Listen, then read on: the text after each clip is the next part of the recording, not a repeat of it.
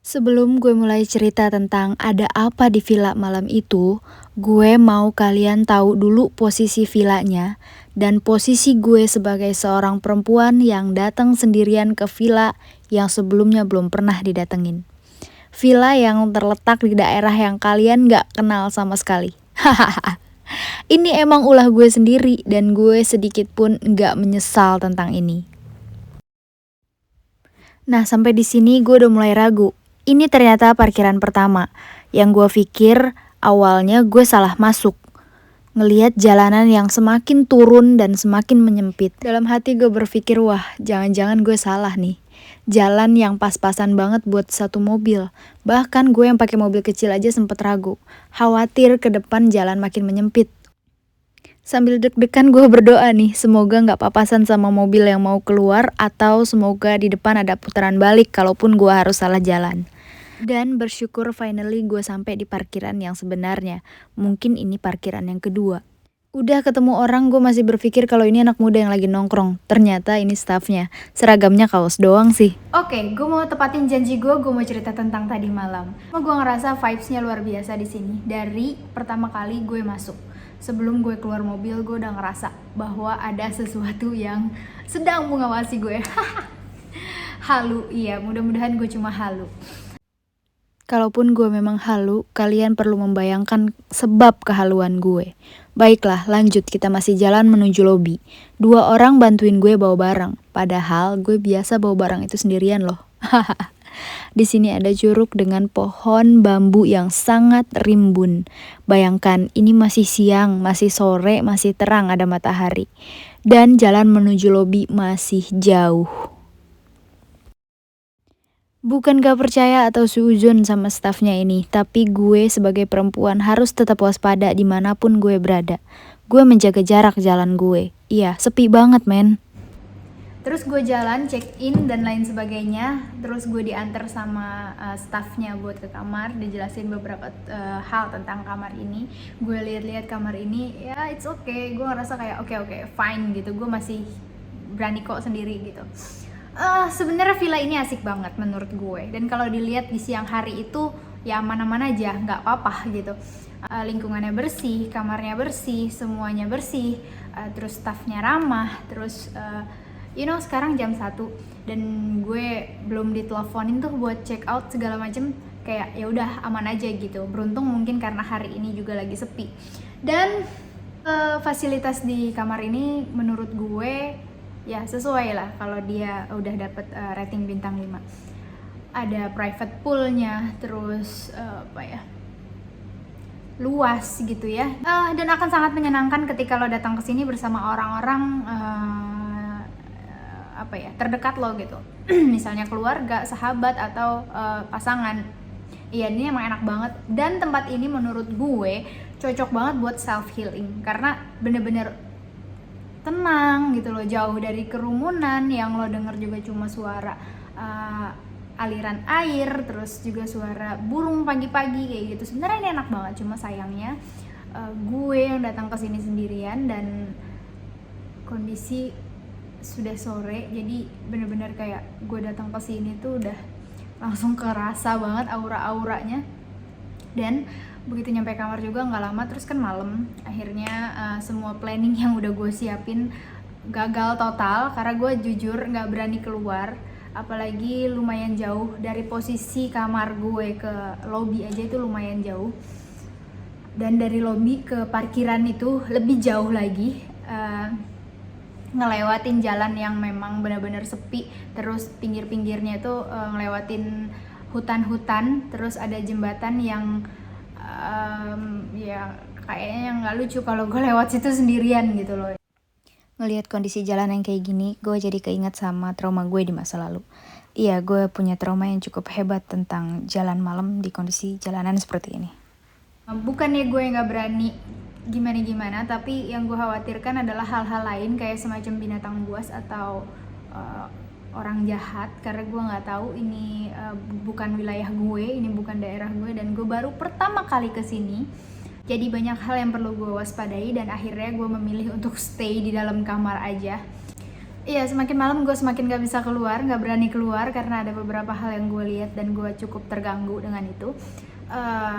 Awalnya gue berpikir sudah ini cuma sebatas kebetulan aja gitu. Oh, ini cuma sharing aja. Jadi gue bener-bener nggak mau bawa channel ini ke arah cerita-cerita horor atau apapun ya. Gue bukan bagian gue, bukan bidang gue buat ngebahas itu, dan gue nggak punya keahlian untuk bercerita tentang itu. Gue cuma menceritakan apa yang terjadi sama gue, dan gue cuma berusaha sharing apa yang kalian tanyain tadi malam di live Instagram gue.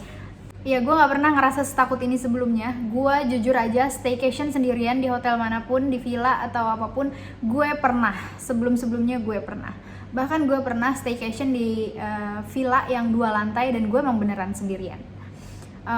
Cuma mungkin karena wilayah ini, daerah ini gue belum kenal gitu, gue belum tahu sebelumnya, jadi ada beberapa ya hal yang gue ngerasa aneh aja kali ya. Itu mungkin cuma perasaan gue, dan mudah-mudahan ya itu cuma perasaan gue aja. Cuma ketika nyampe sini gak lama kemudian gue istirahat, terus gue ya udahlah daripada gue nggak ngapa-ngapain, dan gue juga belum mandi, gue rendam di bathtub. Nah, pas ketika gue lagi rendam di bathtub, tiba-tiba keran shower box, kan posisinya lumayan jauh ya dari bathtub sama shower box, itu kebuka. Sayangnya saat gue mandi memang gue nggak record video, agak lucu ya kalau gue mandi sambil record video. Ya udah, gue berpikir simple aja, gue nggak mikir aneh-aneh. Ya mungkin ada kesalahan teknis atau apa, ada kaitan antara si keran bathtub dengan keran shower box. Jadi gue ya udah, gue bangun dan gue matiin, sesimpel itu gitu. Cuma ketika gue lagi enak-enak berendam, tiba-tiba gue inget bokap gue pernah bilang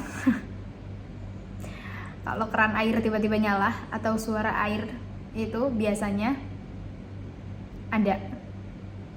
Bokap gue adalah salah satu orang yang nggak percaya itu bukan nggak percaya sih, nggak mau menanggapi itu tentang keadaan makhluk halus. Jadi ketika bokap gue bilang, oh kalau suara air tuh keran tuh udah bener gitu. Di situ gue mikir kayak, oh oke, gue sendirian, gue nggak tahu ini daerah apa gitu, maksudnya kayak ya ini bukan daerah gue gitu, dan sebelumnya gue belum pernah kesini, dan gue nggak tahu kondisi villa ini sebelumnya seperti apa dan ada cerita apa di balik villa ini, pembangunan villa ini. Jadi gue mikir kayak oke, gue harus buru-buru nih selesain mandi gue. Setelah gue selesai mandi, gue duduk dan gue nyetel YouTube biar gak terlalu kesepian banget. Terus habis itu gue telepon Joe, gue minta tolong temenin gue gitu. Dia nemenin gue tapi sambil syuting. You know, ketika dia syuting dia pasti bakalan bercerita tentang cerita horor. Kok gue malah jadi makin horor gitu kan, karena gue minta ditemenin untuk gimana ya, biar gue nggak sendirian dan biar gue nggak ngerasa takut gitu. Ternyata gue malah nyimak si cerita dia, terus nggak bener nih, udah gue langsung matiin teleponnya. Dan gue memilih untuk live Instagram, berharap teman-teman online gue nemenin gue sampai perasaan takut gue hilang. Dan di situ gue lumayan terhibur. Thank you banget sekali lagi buat teman-teman. Cuma di live Instagram itu gue nggak naif, karena emang beberapa kali sekelebat di sebelah kanan gue, di sebelah kiri itu berkali-kali gitu, dan gue rasa gue nggak sedang halusinasi gitu. Berkali-kali gue lihat bayangan putih dari belakang tempat tidur ke arah pintu, dan dari belakang tempat tidur ke jendela dan sebaliknya. Gak sampai situ aja, gue juga ngeliat di gazebo sekamar sebelah itu ada handuk sama aqua pas sore, tapi pas malam udah gak ada lagi. Jadi posisi gue duduk saat ini, di sebelah kiri gue adalah balkon. Semua jendela gue tutup hordengnya, dan beberapa kali di situ terdengar ada suara orang jalan. Sedangkan untuk sampai di balkon itu, orang itu harus lewat pintu di depan gue. Jadi nggak mungkin ada orang dari luar terus naik jalan bolak-balik di depan balkon. Itu sangat tidak mungkin. Terus gue berpositive thinking bahwa itu suara dari kamar sebelah. Tapi ya udah, gue nggak ambil pusing soal itu, karena gue berusaha untuk mengalihkannya lagi dengan jawabin pertanyaan-pertanyaan teman-teman di live Instagram tadi malam. Padahal rencana awalnya adalah ketika sampai di villa ini, gue cuma mau mandi, istirahat sebentar, terus keluar lagi untuk cari makan. Makanya gue nggak terlalu bawa banyak snack, gue nggak bawa banyak makanan, Tapi ternyata gue nggak punya nyali sebesar itu untuk keluar kamar lagi. Gue coba telepon bagian restoran dan ternyata restorannya tutup jam 6. Jadi ya udah, puasa kita tadi malam. Enggak sih, walaupun gue bawa roti, gue bawa beberapa cemilan dan gue bawa susu juga. Jadi gue bisa makan itu untuk sekadar ganjel sementara. Dan keanehan juga sebenarnya nggak selesai ketika gue tidur. Gue sadar-sadar lagi sekitar jam 3 dan gue matiin live Instagram gue. Sumpah itu gue ketiduran dan live Instagram ternyata belum mati dan kalian gak bubar. Gila gak? Jam 3 terus ya udah, gue matiin live-nya, gue berusaha tidur lagi. Tiba-tiba gak lama dari itu ada telepon masuk sekitar jam 4 pagi dari resepsionis ke kamar gue, bukan ke handphone tapi ke telepon kamar, bilang driver gue datang. Coba logikanya di mana? Gue datang ke sini sendiri, gue nyetir sendiri, gue bawa kendaraan sendiri, tiba-tiba ada telepon driver gue datang. Terus gue bilang enggak, saya nggak suruh siapapun datang ke sini buat jemput saya. Terus pihak hotelnya, oh ya bu, mohon maaf telah mengganggu, kayak gitu, dia ngomong kayak gitu. Gue sempet shock, kaget, cuma gue mikir gue mimpi kali nih. Ya udah gue matiin teleponnya terus gue tidur lagi. Tapi it's okay karena yang tadi malam itu sudah berlalu dan sekarang udah siang dan gue baik-baik aja. Ini nggak bikin gue jerat sama sekali. Untuk stay di sini adalah pilihan gue dan pergi sendirian ke sini juga termasuk pilihan gue pribadi. Jadi nggak ada hal yang gue sesali dan alhamdulillahnya nggak terjadi apa-apa sama gue tadi malam, walaupun sempat bikin adik gue panik. Sampai gue disuruh check out jam 1 malam, udah lu keluar aja, keluar. Dia bilang nggak bisa, gue nggak bisa keluar dari kamar, gue tetap harus nunggu pagi. Dan gue rasa gue bakal balik lagi suatu saat ke sini. Dah, gitu aja ya.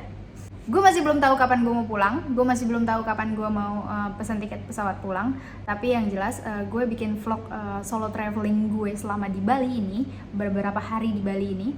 Jadi kalian bisa nonton videonya setelah video ini mungkin ya. Nanti setelah gue pulang dari Bali bakalan gue selesain dan gue upload. Sekali lagi gue mau ngucapin terima kasih banyak buat teman-teman yang udah nemenin gue tadi malam via online sampai gue ketiduran, luar biasa. Applause buat kalian. Kalian luar biasa. Itu gue beneran ketiduran loh, karena memang gue udah ngantuk banget sedari jam 1, cuma gue nggak bisa tidur dan tertahan terus. Oke, ya udah kalau gitu, karena gue udah siang banget juga nih, gue udah telat banget check out, jadi gue harus check out sekarang dan gue juga udah lapar, gue harus makan. Oke, terakhir gue mau ngucapin thank you for watching this video guys. Sampai ketemu di video gue selanjutnya. Bye.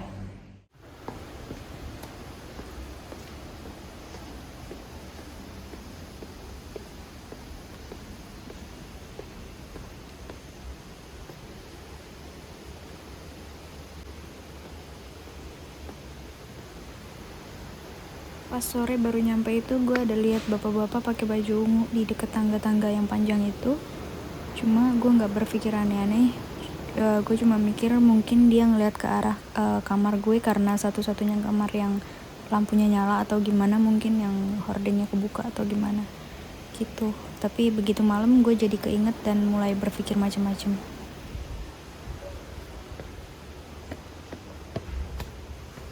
Oke.